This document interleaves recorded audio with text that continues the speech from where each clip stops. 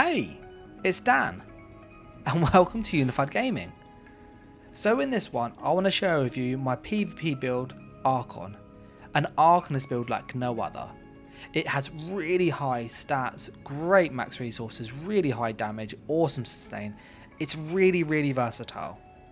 It is a lot of fun and it really plays how you'd expect an Arcanist to play.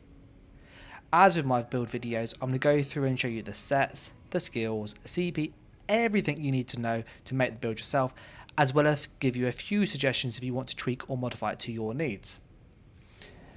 If you do like my build videos and guides and stuff, then do like, comment, share and subscribe to stay up to date. And as always, I want to say a massive thank you to everyone at Patreon who helped make the videos possible. If you want to support myself, there's details down below. But what are we doing for the build? Well, we're going to start with our race. So our race on this build is a Dark Elf. Dark Elf is brilliant because you get max magicka and stamina, you get flame resist, and you get weapon and spell damage. For this build, we are trying to avoid proc sets for our damage. So things like Way of the Fire, Masters, Dual Wield, we do not use. Okay?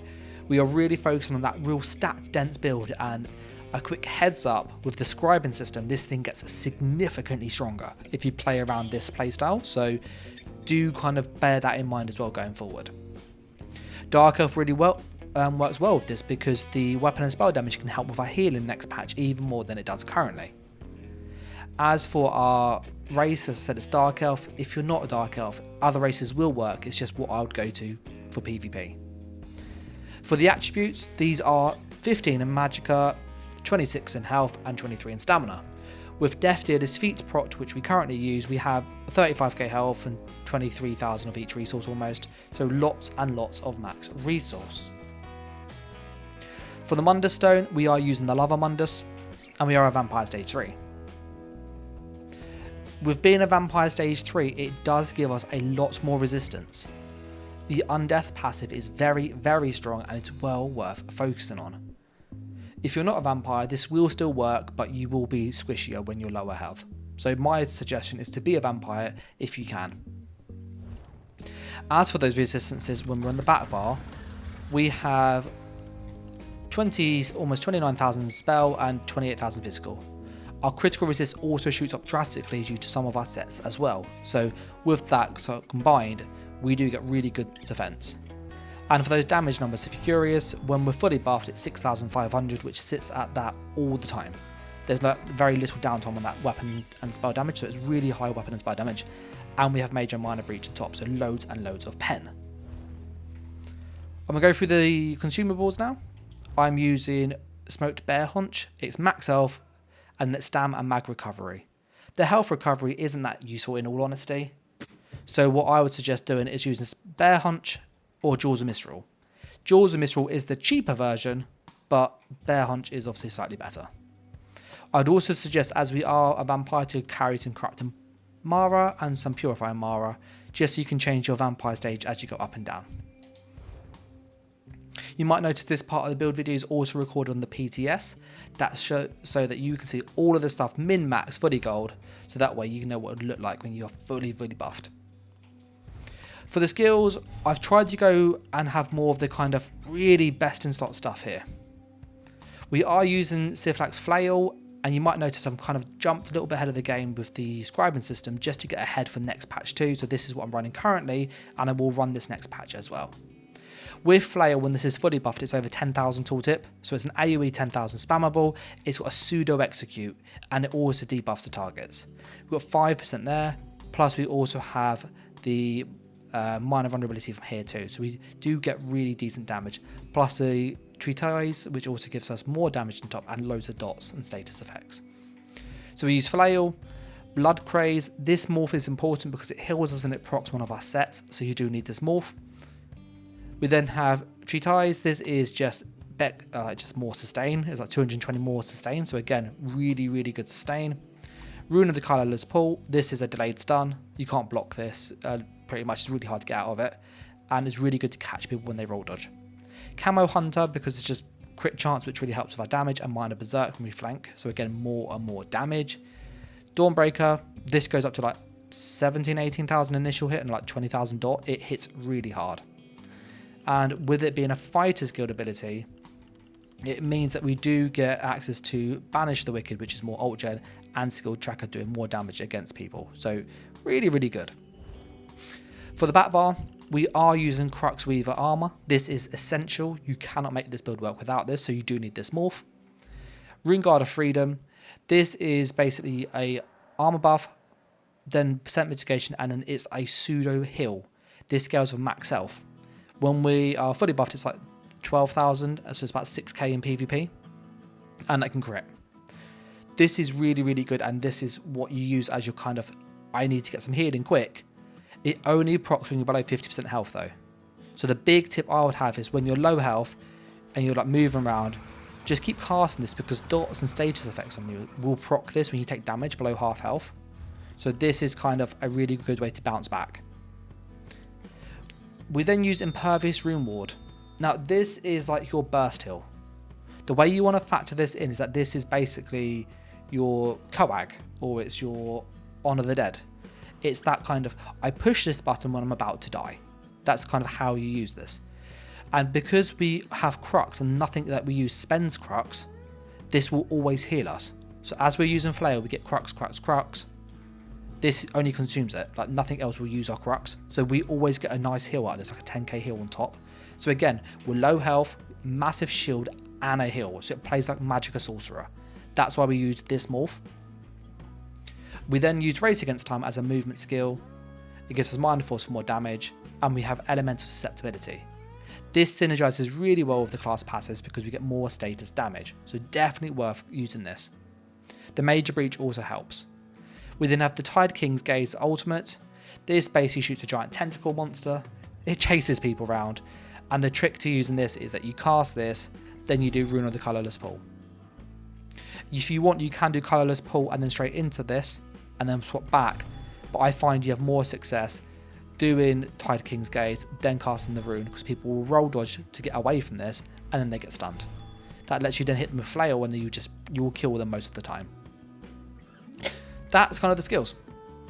If you did want to change things to have a true Arcanist feel, then I would suggest that you could drop Blood Craze, but you would then need to pick up another heal over time somewhere to run Fate Carver. If you go with Fate Carver, which is just a damage skill, you could go with the Pragmatic one. It gives you a big shield. This is really fun to use. Good in Battlegrounds and not the best in Cyrodiil. But if you want to have a fun Arcanist, this is really fun. Like, it's really, really fun to play. It does use your Crux though, so you end up having to charge with Flail 3 times, then use your Beam. You can obviously Rune of the Colourless Pool first, then Beam to get that off. But if you do this, your Crux gen will be lower, so you'd have less healing power with the Rune Ward.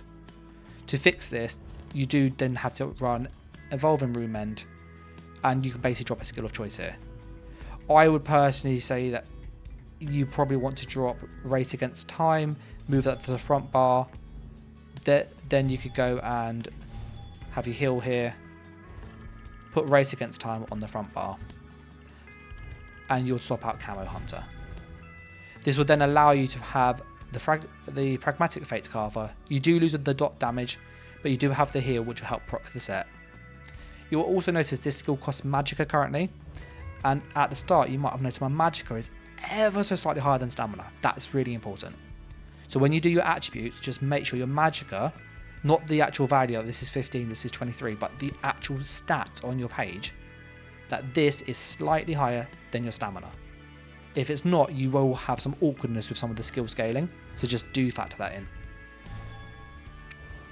Now, for the champion points, Arcanist has a bit of a weird CP loadout because you've got AoE skills, you've got some channel skills, you've got some direct skills. So to kind of balance, we've gone from more of a defensive route and just more general boosts. So Fighting Finesse will buff all of our crits and our crit healing, so that's really important. That crit healing is very, very helpful. The crit damage is also nice for burst because we don't really have a burst skill, so we're using Flail an awful lot. The Master of Arms buffs all of our single target damage, so it will buff the Flail, which is our main skill, and the Dawnbreaker, big hit. We use Ironclad and Jawless rebuff for just more mitigation.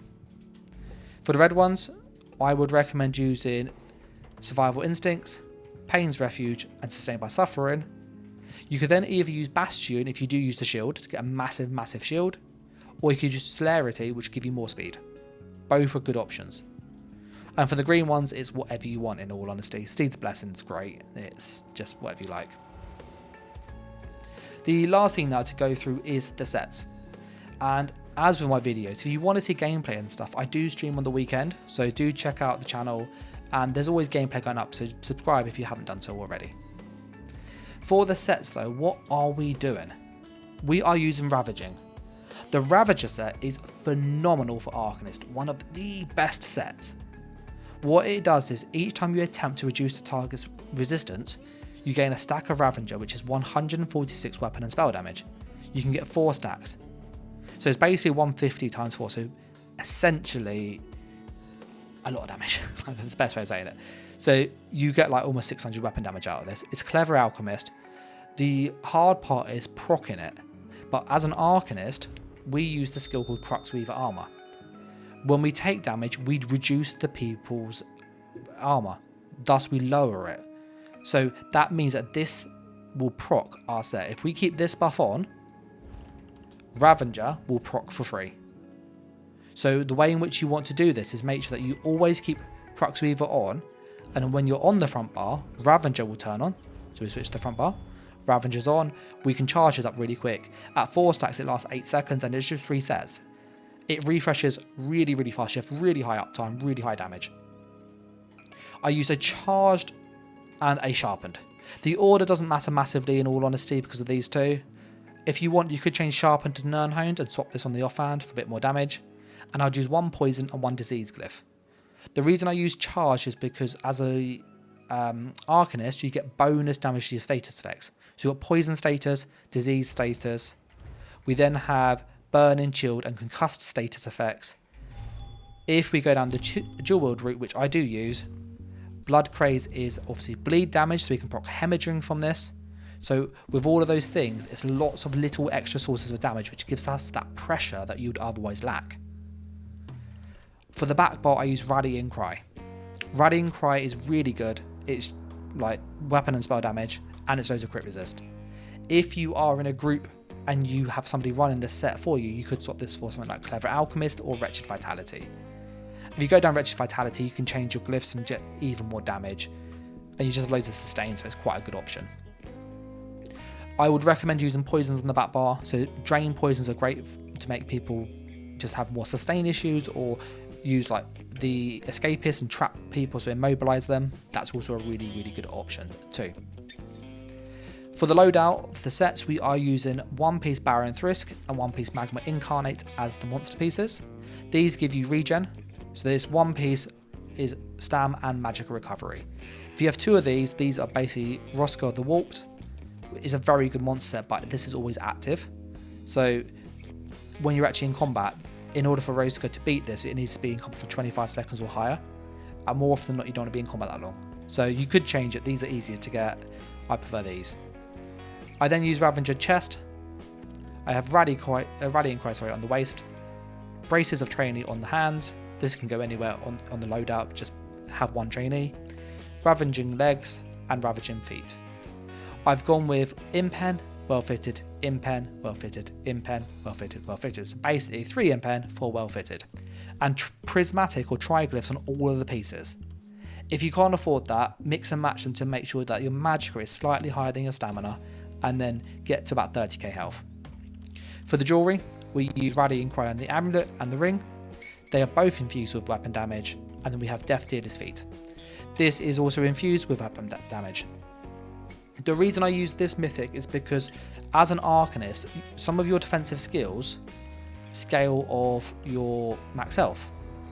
So Impervious Rune Ward, this is based off your health. The higher your health is, the more you're going to get out of the shield, and the more you're going to get out of your heal from this with the Crux. So for me personally, this is really good. In the last build of this and the last version, I did use Sea Serpent's Coil. I didn't like the snare. Yes, the Berserk was nice. Yes, the weapon damage was nice from the Major Courage. But me personally, I found it was good, but it just didn't fit my playstyle. Death Dealers is how I prefer to play. You get very similar damage, but you have the extra stats, which will really help with your sustain and also your healing.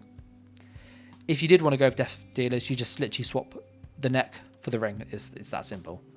Equally, if you don't have Death Dealers, Marken's a great alternative. So that's another option that will give you a bit more armor, pushing up to almost armor cap. So that's also a really good option too.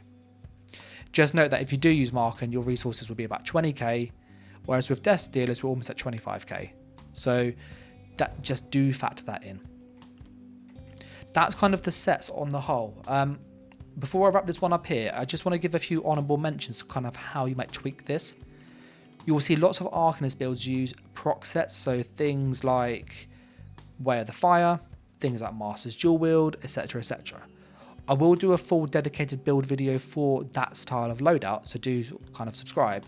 But one of the monster sets you want to consider is using Cyrodiil of the Warcraft's Mask. So this will basically reduce your healing, which as an Arcanist, our healing is mainly shields, so that doesn't get reduced. But this reduces other people's healing by up to 35%. So in a 1v1, this is fantastic.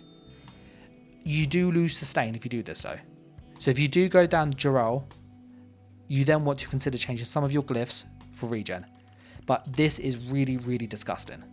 So it's a really, really good set in 1v1, but it can be a bit awkward to use. So do consider it if you want to be really trolly, especially in duels. The other set you might want to try is Masterlock. Masterlock is basically a pseudo burst set. It has 6,600 disease damage. This goes like almost 8-9k tooltip. But for each debuff we put on them, it does up to 300% more damage. We get burning, chilled, concussed, disease, poisoned. We get defiled. We've got major breach, minor breach. You can easily get a snare, and that's like 9 things instantly. So you can see that will go up really, really high. So this can become a really good sort of burst as well in the build. So if you need more damage, consider using Masterlock, 2 of these. So you'd have 1 head and 1 in the shoulder. And then you just change some regen. So you literally just go, well, that's 1 magicka, 1 stamina, and then that would swap the regen out. The last option you could try is Balorg. We use ultimates that can give us a lot of burst. So again, this could be a really good option too. And as I said earlier, if you need more sustain, just change the glyphs if you go down that route. But that's the build, guys. That's everything you need to know. If you get any questions though, then let me know down below. And I'd always like to know what you just think of the builds generally. If you want to kind of get in touch and stuff, I do have a Discord. There's been details throughout the video, but there's more down below. But I'm going to say a massive thanks to all the support, people liking, commenting, sharing and subscribing, and a big thanks to everyone at Patreon. If you want to support myself there, there's details down below. But as always, I'll catch you in the next video. So thanks for watching, guys. Take care and bye.